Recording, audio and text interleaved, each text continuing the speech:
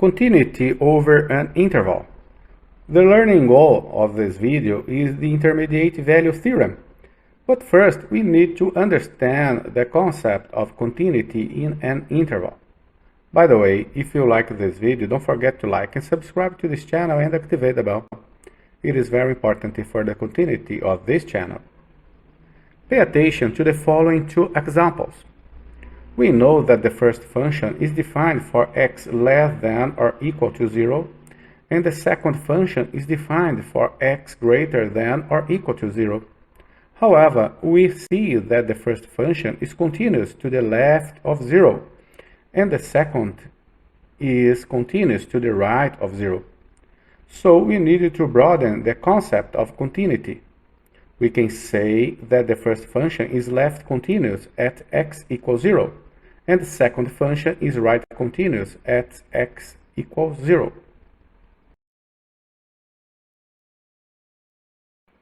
So we begin by looking at the definition of what it means for a function to be continuous from the right at a point and continuous from the left at a point. A function f is left continuous at a point c if the limit of f as x approaches c from the left is f of c. A function f is right continuous at a point c if the limit of f as x approaches c from the right is f of c. We now can state that a function f is continuous on a closed interval ab if the limit of f as x approaches b from the left is f of b, and the limit of f as x approaches a from the right is f of a. In short, we can say that a function is continuous on a closed interval ab if f is continuous from the right at a and is continuous from the left at b. Let's see how it works. Show that f is continuous on the interval -3 and 3, and g is continuous on the interval -4 and 4. Let's start evaluating the limit of f as x approaches 3 from the left. And then we find f of 3. They are equal each other. We now evaluate the limit of f as x approaches -3 from the right. And then we find f of -3, and they are equal each other. Therefore, f is continuous over the interval -3, 3.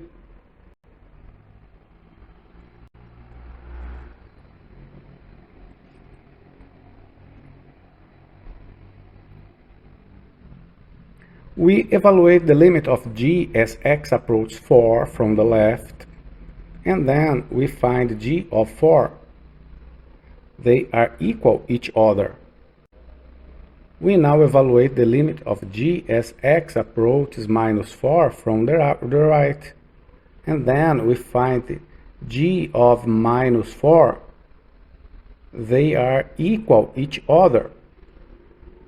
Therefore, g is continuous over the interval -4 and 4.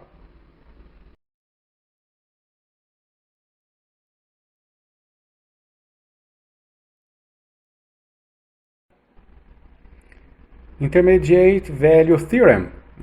The Intermediate Value Theorem states that suppose that f of x is continuous on the closed interval a and b, and let y sub 0 be any number such that f of a is less than y sub 0 less than f of b, then there exists at least one value c within the interval such that f of c equals y sub 0.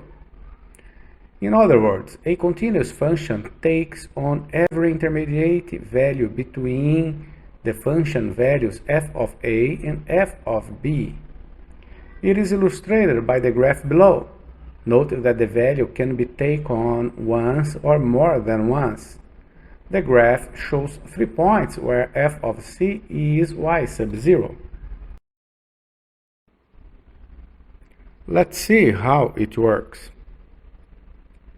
Show that there is a root of the equation on the closed interval 0 and 1. This is a polynomial function, then the curve will be continuous. We are looking for a solution of the given equation, that is, a number between 0 and 1 such that f of c equals 0. At x equals 0, the value of f is minus 2. At x equals 1, the value of function is 1. The root of a function, graphically, is a point where the graph of the function crosses the x-axis. That is, the function's value is equal to 0.